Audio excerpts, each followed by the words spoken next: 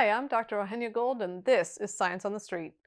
When I say toxic spills, you may imagine this or this.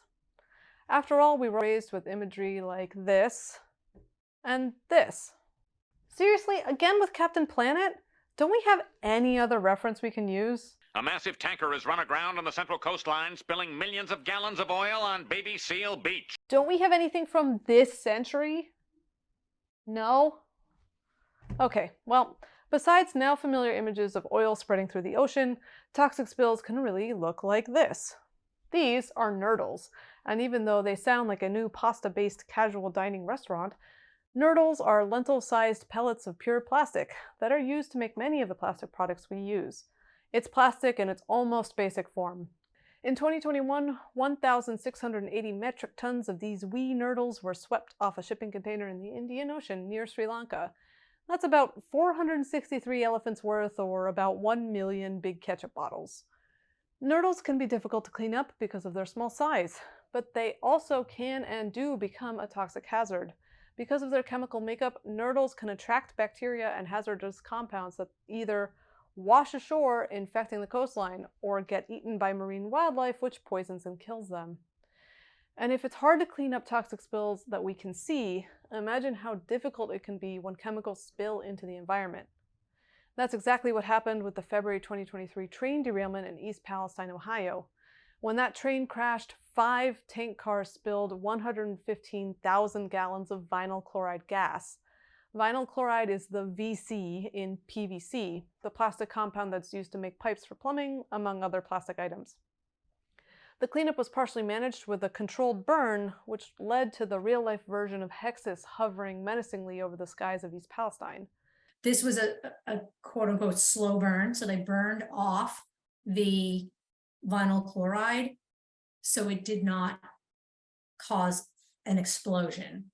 And one of the reasons that that's done is, A, of course, you don't want to have an explosion, but also vinyl chloride, once it gets into the water, the groundwater, it can hang out there for years and years and years.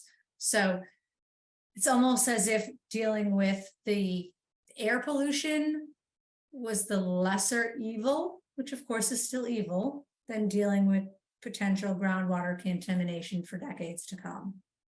And it wasn't just the air that was the problem. The chemicals from the derailment also made their way into local streams, affecting wildlife, though officials were confident that those chemicals did not penetrate the municipal water systems. But with fish dying and Hexus looming overhead, concerns about toxicity with the East Palestine train derailment persist. Toxic chemicals can be even harder to clean up when they get into the waterways. In the 1970s, 2 contaminated water wells in Woburn, Massachusetts, caused a spike in leukemia cases at 4 times the national average. The contamination was traced back to 2 companies, but the litigation took years and several people, including 8 children, died. My father owned a site work company in the early 80s, and if people were getting in-ground pools or septic systems or home foundations, so he's literally, digging the trench, so in the trenches of that contaminated waste. And he got a very rare form of leukemia. He died 10 months after he was diagnosed. And then every single one of his employees also got sick. And 2 of them are still alive today. Despite $21 million in cleanup, the wells were still contaminated 30 years later. Irresponsible companies, shipping container accidents, and train derailments are partially why increased regulations are so important.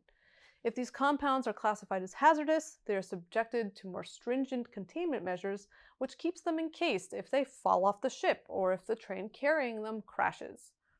It seems like a straightforward solution that will end the apparent dystopian Groundhog's Day scenario of continued toxic spills we keep finding ourselves in.